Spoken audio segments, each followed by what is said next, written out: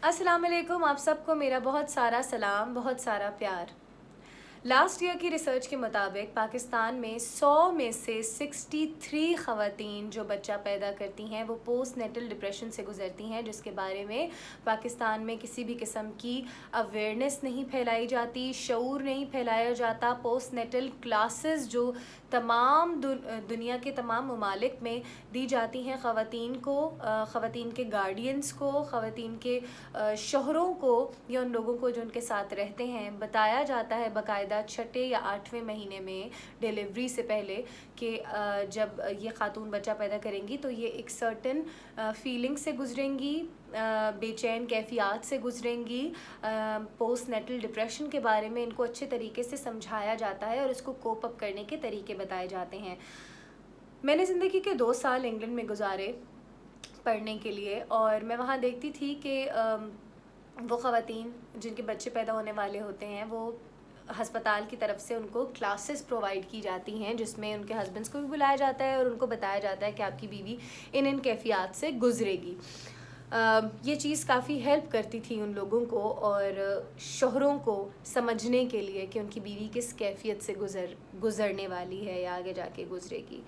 जब मैं पाकिस्तान वापस आई और मेरे 2 बच्चे हुए तो मैंने ये चीज़ रियलाइज़ की कि मेरे अंदर एक एंजाइटी और डिप्रेशन डेवलप हुआ था आज से 4 साल पहले, जिसको समझने के लिए शऊर ही नहीं था, आसपास लोगों को इल्म ही नहीं था, हमारे हॉस्पिटल्स में ये क्लासेस प्रोवाइडेड नहीं थी, इसलिए मैं बहुत ज़्यादा तकलीफ़ से गुज़री थी।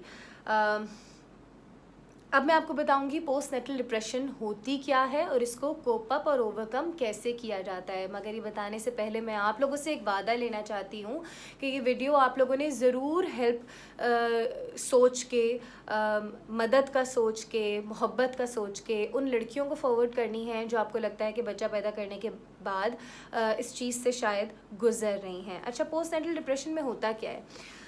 जब औरत बच्चा पैदा करती है तो उसके हार्मोनल चेंजेस होते हैं, उसकी बॉडी पूरी चेंज होती है। ज़ाहिर है उसको लगता है वो एक लड़की से माँ मतलब औरत बन गई है और वो मोटी भी हो जाती है, उसको उसके बॉडी चेंजेस होते हैं, उसके हार्मोन चेंजेस होते हैं। वो एक बच्चे को इतना टाइम दे रही होती है कि वो अपने आप को तो क्या टाइम देगी, वो अपने हस्बैंड को भी नहीं टाइम दे पाती, और क्योंकि वो अपने हस्बैंड को टाइम नहीं दे पाती इसलिए रिलेशनशिप गैप, रिलेशनशिप बैरियर्स पैदा होते हैं, रिलेशनशिप ख़राब हो जाते हैं। अगर आपने अपने आसपास नज़र दौड़ा के देखिए कि हमेशा एक बच्चे के बाद ही डिवोर्स क्यों होती है।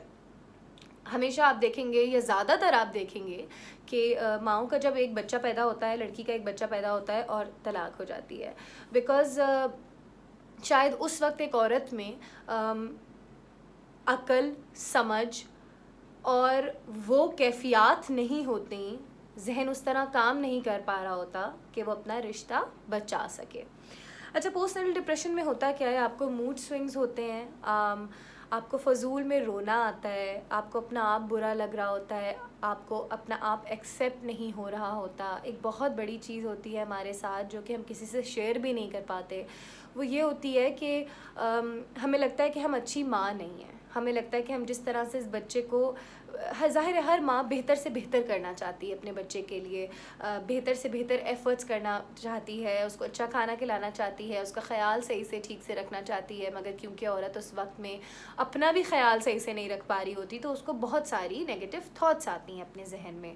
उसको लगता है कि मैं एक अच्छी माँ नहीं हूँ, उदासी की फ़ीलिंग्स, इरिटेटेड रहती है वो अपने शौहर से, अपने घर वालों से। इसके अलावा खाना पीना छोड़ देती है। ऐसी हमने बहुत ख़वातीन देखी हैं जो कि खाना पीना छोड़ देती हैं बच्चा पैदा होने के बाद, और उनको ज़बरदस्ती जो है वो कभी सास दूध पिला रही होती हैं, कभी अम्मी पंजीरी खिला रही होती हैं, ये सारी चीज़ें। और एक और चीज़ भी हमने देखी कि क्योंकि यहाँ पे शऊर नहीं है पोस्ट नेटल डिप्रेशन का, इसलिए एक डायलॉग हम अपनी सोसाइटी में बहुत ही एवरी नाउ एंड देन सुन रहे होते हैं, हर दूसरे दिन के एक बच्चा क्या हो गया, अकड़ ही आ गई इसमें, एक बच्चा पैदा हुआ है, जब से बच्चा पैदा हुआ है तो मिजाज ही तब्दील हो गए हैं इसके। तो क्योंकि यहाँ पे बिल्कुल भी शऊर नहीं है, अवेयरनेस नहीं फैलाई जा रही पोस्ट नेटल डिप्रेशन के बारे में, जो कि ख़वातीन की जान भी ले रही हैं, जिसकी वजह से सुसाइडल रेट भी बढ़ा है। यहाँ तक कि मेरे पास थेरेपीज़ के लिए ऐसी ख़वातीन भी आती हैं जो कि पोस्ट नेटल डिप्रेशन जिनकी इतनी सिवियर हो जाती है कि वो अपने बच्चों को हार्म करने लगती हैं, अपने बच्चों से बुग़्ज़ निकालने लगती हैं, बिकॉज़ उनको लगता है कि इस बच्चे की वजह से मेरा रिलेशनशिप ख़राब हो रहा है, इस बच्चे की वजह से मेरा करियर तबाह हो रहा है। बहुत सारी चीज़ें इस तरह मैंने भी सुनी थी कि जब मेरे बच्चे पैदा हुए तो आसपास के लोगों के सवाल ही आपको खा जाते हैं। जैसे बड़े करीबी लोगों का ये सवाल होता है कि अब तो तुम जॉब पे नहीं जा सकती, अब तो तुम काम कैसे करोगी क्योंकि तुम्हारा तो बच्चा पैदा हो गया ना, अब तो तुम घर की ही होके रह गई। ये चीज़ें हमें नहीं पता होता कि एक तकलीफ़ में पहले से औरत होती है और उसको हमारे ये सवाल कितनी ज़्यादा तकलीफ़ दे रहे होते हैं। मुझे लगता है कि बेसिक चीज़ जो हमें लर्न करनी चाहिए वो ये है कि एक औरत का जिसका बच्चा पैदा हुआ है उससे तो पहले तो आप सवाल करना छोड़ दें कि अब वो अपने करियर में क्या करेगी, बिकॉज़ एवरीबडी नीड्स टाइम। वो एक पूरा इंसान दुनिया में लेकर आई होती है।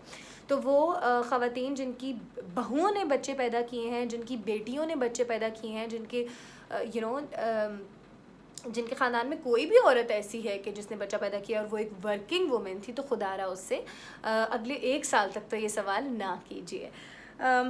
इसके अलावा सोने का पैटर्न आपका बिल्कुल बदल जाता है। आपको सोने में अगर सोने का वक्त भी हो, बच्चा सो भी गया हो, तो फिर आपको नींद नहीं आ रही होती। रात को सोते हुए आपकी ख़यालात खुराफात आपके जहन में चल रहे होते हैं। हार्ट पल्पिटेशन होती है एंजाइटी में, आपको लगता है धक धक धक धक धक धक, आपका दिल तेज़ी से धड़कने लग गया और हलक तक आ गया और बस कुछ फेयर ऑफ नथिंग होता है। आपको किसी भी चीज़ का खौफ हो सकता है, मतलब छत गिर जाएगी या मैं अगर समंदर पे चली गई तो मैं डूब जाऊंगी। और लोग अजीब बहुत सारे फ़ोबियाज़ के साथ आते हैं। कोई भी फ़ोबिया आपको हिट कर सकता है बच्चा पैदा करने के बाद।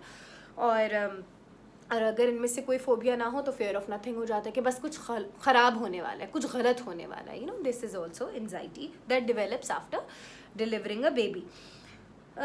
रिलेशनशिप प्रॉब्लम्स, आपको ये लगता है कि मेरा शौहर जो है वो मुझ में अब इंटरेस्टेड नहीं है सेक्सुअली, या मेरे हस्बैंड को मैं अट्रैक्ट नहीं करती अब, और मेरा हस्बैंड मुझसे उस तरीके से बात नहीं करता जैसे पहले करता था, और एक होपलेसनेस सी हो जाती है ज़िंदगी में कि अब तो ज़िंदगी ख़त्म हो गई क्योंकि बच्चा पैदा हुआ है। तो अगर आप ये सारी चीज़ें फ़ील कर रही हैं तो इनकी रेमेडीज़ में आपको, हर इंसान का केस डिफरेंट होता है, हर इंसान अपनी करियर में डिफरेंटली वर्क कर रहा होता है, हर इंसान की फैमिली डिफरेंट होती है। तो जब आपके कोचिंग सेशंस होते हैं, जब आपकी थेरेपीज़ होती हैं, तो आपका केस भी डिफरेंट होता है और आपको आपकी प्रोग्रेस भी डिफरेंट होती है, आपकी कोचिंग्स भी अलग तरीके से हो रही होती हैं एक थेरेपिस्ट के साथ। तो मगर मैं आपको यहाँ पे वो रेमेडीज़ बताऊँगी जो कि कोई भी औरत कर सकती है और करनी चाहिए। अगर आप कोचिंग्स अफोर्ड नहीं कर सकती, मेरे साथ या कहीं पे भी काउंसलिंग अफोर्ड नहीं कर सकती,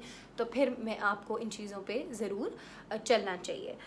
देखें, सबसे पहले तो आप क्या करें कि जब आप माँ बनते हैं ना तो आप अकेला फ़ील करना शुरू हो जाते हैं। आपके आसपास वो लड़कियाँ आपकी दोस्तें होती हैं, वो लोग होते हैं, वो कपल्स होते हैं जिनके बच्चे नहीं होते, तो वो बड़ी इजीली हैंग आउट कर रहे होते हैं, वो बड़ी इजीली इवेंट्स पे जाते आते और सब कुछ करते हैं। वेयरएज़ आपको ये फ़ील होता है कि मेरा बच्चा है, मैं कहाँ इसका रोता लेता फिरूंगी और हर 2 मिनट बाद मुझे इसको दूध पिलाना है, हर 2 मिनट बाद मुझे इसका पैम्पर चेंज करना है। तो उन लोगों में जब आप जिनके बच्चे नहीं होते और आप उन कपल्स के साथ रहते हैं या उन फ्रेंड्स के साथ रहते हैं, तो ये चीज़ और ट्रिगर होती है। तो सबसे पहले आप क्या करें कि फाइंड न्यू मॉम्स और फाइंड मॉम्स एनीवे। ये चीज़ मुझे बहुत हेल्प की थी। पहले मैं ये सोचती थी कि यार मैं तो छोटी सी हूँ, मतलब मैं 21 साल की हूँ या 22 साल की हूँ, मेरा बच्चा पैदा हो गया है और मैं ये औरतें तो 30 साल की हैं, मैं इनसे कैसे इंटरेक्ट करूँगी, मेरा तो माइंड ही मैच नहीं करेगा। या तो लोग ये सोचेंगे कि मैं बड़ी उम्र की औरतों के साथ रहना शुरू हो गई हूँ और ये तो बड़ी अनकूल चीज़ है, मेरी तो बड़ी कूल फ्रेंड्स हुआ करती थी। So sometimes you have to think about your own self. आपको अपनी ज़ात के बारे में सोचना होता है। और जिस तरह हम कोई भी नया बिज़नेस डेवलप करते हैं, तो हम सबसे पहले, मैं वही मिसाल दूंगी आपको कि अगर आप कोई ज्वेलरी बनाती हैं तो आप सबसे पहले देखेंगे कि आसपास कितनी ख़वातीन या कितनी कंपनीज़ हैं ज्वेलरीज़ की, कितने लोग ज्वेलरी डिज़ाइन कर रहे हैं, कितने डिज़ाइनर्स हैं, इनके रेट्स क्या हैं। ये सारी चीज़ें मालूम करने के लिए करेंगी तो फिर आप अच्छी ज्वेलरी बनाएंगी। कोई भी बिजनेस, अगर आप मेकअप आर्टिस्ट हैं या आप बाकी सबके रेट्स पता करेंगी, वो कैसे अपनी लाइफ में काम कर रहे हैं, उसका स्टूडियो कैसा है, सारी चीज़ें। बिल्कुल इसी तरह जब आप माँ बनते हैं तो आपको न्यू मॉम्स के साथ दोस्ती करनी होगी, ठीक है। 5 लोगों से आप दोस्ती करेंगी, एक इंसान से तो आपका जहन मिल ही जाएगा। इंटरनेट पे जिस तरह बड़े बड़े पेजेस हैं जहाँ पे ख़वातीन जमा होती हैं, बिल्कुल उसी तरह न्यू मॉम्स के भी बहुत सारे क्लब्स अवेलेबल हैं। आप वो क्लब्स ज्वाइन करें, आप रोज़ाना उनके जब पोस्ट देखेंगी, आप जब उनकी बातें सुनेंगी मिल के या वैसे ही इंटरनेट पे, तो आपको पता चलेगा यू आर नॉट अलोन। हर औरत जो बच्चा पैदा करती है वो इन सारी तकलीफ़ों से गुजर रही होती है। ये सारी लर्निंग्स होती हैं बिकॉज़ आपने एक नए इंसान को पैदा किया है, तो उसको संभालना एक नया काम है, एक नई चीज़ है, फाइंड स्ट्रेंथ इन इट। तो जब आप चीज़ें वो सीख लेंगी, आपको पता चलेगा कि आप अकेली नहीं हैं, तो आपको बड़ा मज़ा आने लगेगा इन सारी चीज़ों में, आपको बड़ी चीज़ें पता चलने लगती हैं। फिर दूसरी चीज़ सबसे इम्पोर्टेंट, हम में से कई लोग ऐसे होते हैं जो कि हेल्प लेना पसंद नहीं करते, जो कि ये पसंद नहीं करते कि मेरा बच्चा है, मैं ही संभालूंगी, मैं क्यों दादी के पास दूँ, मैं क्यों नानी के पास दूँ। सबसे पहले तो ये जान लीजिए कि मदद इंसान ही लेता है। और मतलब अगर हम दीन में भी उठा के देखें तो पैगंबरों की भी मदद के लिए अल्लाह ताला ने किसी न किसी को भेजा था। तो हम तो फिर बिल्कुल ही एक हकीर से लोग हैं, हकीर से इंसान है ना, अल्लाह ताला के भी करीब और वैसे भी। तो हेल्प मांगना बहुत अच्छी बात है, ठीक है। अगर आप चाहती हैं कि आपसे बच्चा एक अकेला नहीं संभाला जा रहा, तो आप किसी मेड को रखने की बात कर सकती हैं। आप अपनी दादी से उसकी हेल्प ले सकती हैं, नानी से हेल्प ले सकती हैं, पुप्पो से ले सकती हैं, खाला से ले सकती हैं। Help is always good, always speak up how you feel, ठीक है। And take time for your self. अपने लिए हफ्ते में तो एक दिन निकालें ही निकालें। मैं तो कहूँगी कि दिन में एक टाइम निकालें जहाँ पे आप नानी, दादी, पप्पो, खाला किसी को भी ले जाएं पार्क में।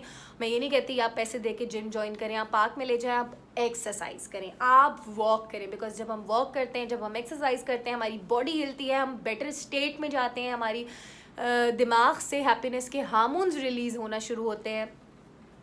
तो आपने लाजमी वॉक करनी है और take out time for your self. अपनी थ्रेडिंग कर लें, कभी ब्लीच लगा लें, कभी कोई मास्क बना के लगा लिया मज़े का, कभी कोई मैनी पेडी कर लिया, कभी गाने का शौक है गाना गा लिया, पेंटिंग का शौक है पेंटिंग, नहीं भी दिल चाह रहा, get out of your comfort zone and do it, ठीक है। अच्छा, रियलिस्टिक एक्सपेक्टेशंस रखनी है हमने ना। मतलब सबसे पहले तो माँ ये सोचती है कि मेरा बच्चा पैदा हुआ है और मैं अगले ही दिन जॉब पे भी चली जाऊँ, या मैं अगले ही दिन मेरी दोस्त की मेहंदी है तो मैं वहाँ जाके डांस कर रही हूँ, और मैं जितनी एक्टिव अपनी फ्रेंड्स में पहले थी, रिलेशनशिप जैसा पहले था वैसा ही हो। ऐसा नहीं होता। रियलिस्टिक एक्सपेक्टेशंस रखें। ये सिर्फ आपके साथ नहीं हो रहा, ये 100 में से 100% ख़वातीन के साथ हो रहा है, हर जगह। आपने एक नए इंसान को आप दुनिया में लेकर आई हैं, चीज़ें तो चेंज होंगी। जो आपका हस्बैंड है, जो आपको आज लगता है कि वो आपके साथ चेंज हो गया है, तो वो भी बाप बना है, उसकी भी रिस्पॉन्सिबिलिटीज़ उसके सर पे आई हैं। ये पोस्टनेटल डिप्रेशन सिर्फ औरतों में नहीं होता, मर्दों में भी होता है। मर्द भी जब बाप की भी तो ममता होती है ना, अगर माँ की ममता होती है तो बाप भी सोचता है कि मेरा नया बच्चा, एक नया जिस्म आया है, एक नई जान आई है दुनिया में, तो मैं उसके लिए अब क्या क्या कर सकता हूँ फाइनेंशियली। औरत की प्यार की वैल्यू ये होती है कि वो कहती है साथ टाइम स्पेंड करे, साथ बातें करे, साथ बस मोहब्बत से चीज़ें करे। मगर मर्द की मोहब्बत क्या होती है कि वो कमा के ला के दे, तो वो किसी और चक्कर में लगा होता है, वो कमाने में लगा होता है। जब बच्चा पैदा होता है, मर्द को फाइनेंसिस की बहुत स्ट्रेस होती है, तो अगर वो ये कर रहा है तो वो आपके लिए मोहब्बत में ही कर रहा है। अवॉइड आइसोलेशन, यानी कि अपने आप को आइसोलेटेड ना कीजिए। जहाँ पे दोस्त आपको बुलाते हैं, अगर आप 5 गैदरिंग्स में नहीं जा सकती तो एक गैदरिंग में ज़रूर जाइए। और सुपरमैन बनने की कोशिश मत कीजिए, बिकॉज सुपरमैन जो है वो सिर्फ एक फिक्शनल कैरेक्टर है। असल दुनिया में सुपरमैन्स एग्जिस्ट नहीं करते। अगर आपको ये वीडियो पसंद आई तो लाइक शेयर ज़रूर कीजिएगा। और अगर आपको लगता है कि आपकी पोस्टनेटल डिप्रेशन बहुत आगे बढ़ चुकी है और अब आपको सेशंस की, कोचिंग्स की और पर्सनल थेरेपीज़ की ज़रूरत है, तो मेरे नीचे दिए गए डिस्क्रिप्शन में नंबर है या इंस्टाग्राम पे मेरा पेज है, वहाँ पे आप ज्वाइन कर सकते हैं, कांटेक्ट कर सकते हैं। मेरी टीम आपके साथ रब्ता करके we can start your sessions personal one-on-one coaching as well. So a lot of love to you all and a lot of power. Thank you.